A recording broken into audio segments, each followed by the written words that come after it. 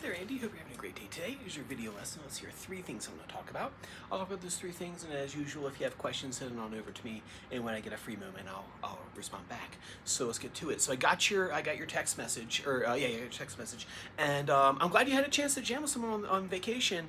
And with things like that happen, you find things that worked really well and things that we always just need to work on, right? That's just the way whole thing works. And it was good that you kind of had a realization that it's not necessarily your stage of the game. Is it better for us to do learning tunes, which is still important. That's very important. To spend our time learning tunes, or if you want to be a better improviser and soloist, to focus your efforts on that. And it sounds like you want to focus your efforts on the latter. So what I'm going to talk about is that. What I would do first is go back and review the theory for constructing major scales. That's really going to be the thing that liberates you from just doing pentatonic stuff and just like one chord jamming kind of thing. If you learn your major scale, we can manipulate that and to show you, say if you're jamming with the Deadhead and he was doing things you didn't realize, that you didn't understand what he was doing, those all get unlocked by first understanding the major scale. So what I would do is go back in that whole half pattern, the interval pattern that we were doing, and playing that on one string, and doing that for a bunch of different keys so you get the formula under your belt and don't have to think about it too hard. That's the first thing I would do. And then what I would do is take that major scale construction. And remember what we did was we found the notes of the C major chord. If we go to our E form, this kind of links up to point number 2 right here.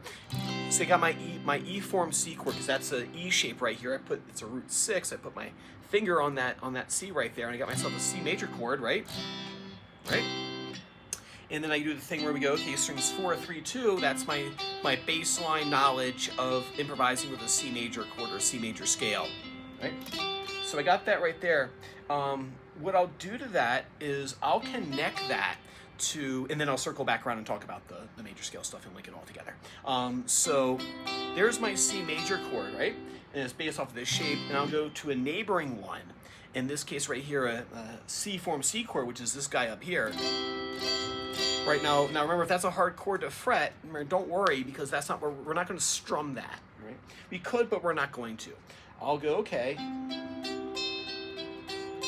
I want strings 4, 3, 2. So we got 4, 3, 2 here. We got a C chord here. I got strings 4, 3, 2 right here, right? So I got this shape, and I got this shape right here. What I'll do first is I'll just play those back and forth a bunch of times so I kind of see where everything is. And then what I'll do is I'll try to do a circular zigzag sort of thing, where I'll go up, and then I'll connect it. So I'll play this first.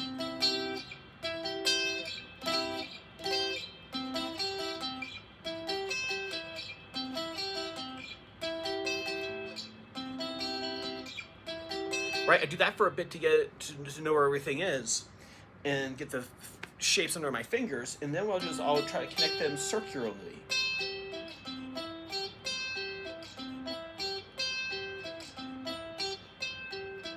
Right?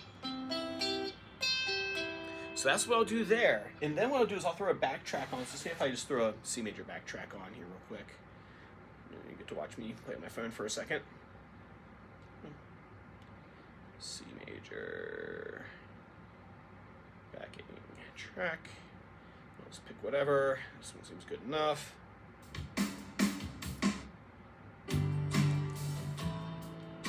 Not super inspiring, but it does the job. Right?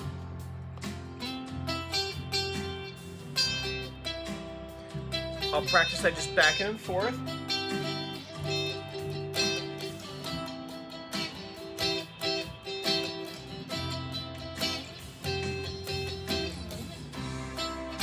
And I'll try to connect them with that circular motion.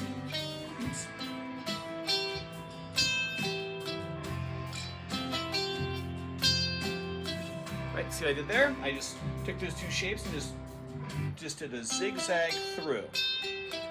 Then what I'll do is go, can I connect them in a linear fashion? So I take the C here.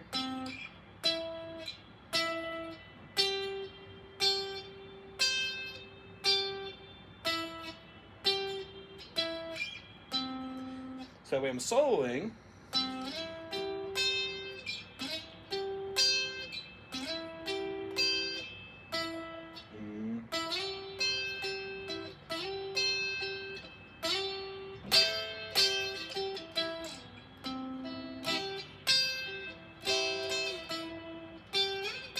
Oops. So put that backtrack back on.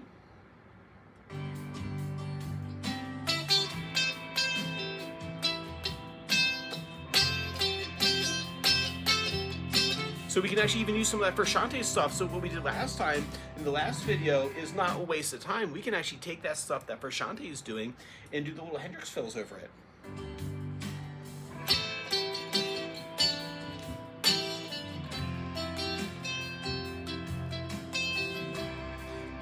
And it gets you out of that pentatonic sound.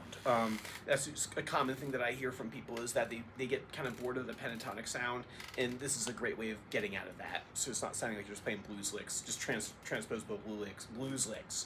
You're playing chord tones. All right, so we got this guy here, right? Then what I'll do is, okay, where are all the B's in this area? Oops. Well, there's one right there, so if I do this,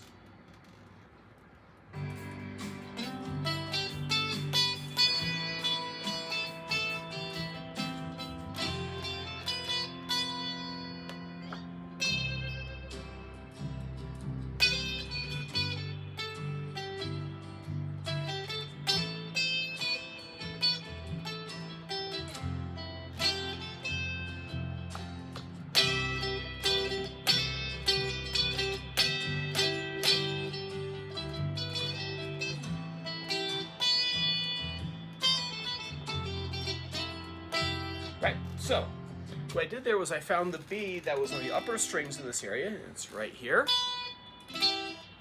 I add that to my arpeggio, and then this one up here, it's right there. So add the B to this.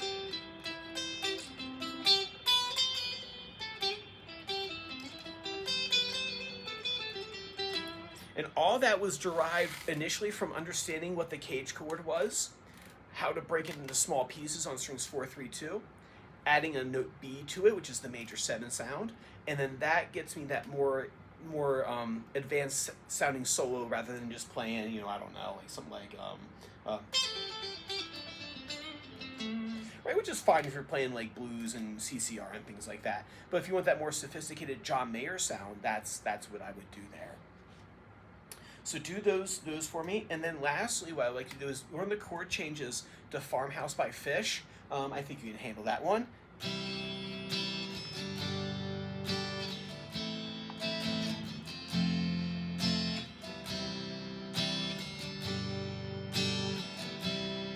Do something like that.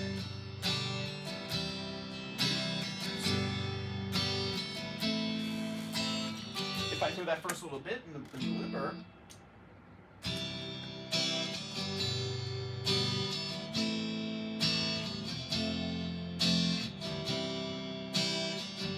probably right, I'm close.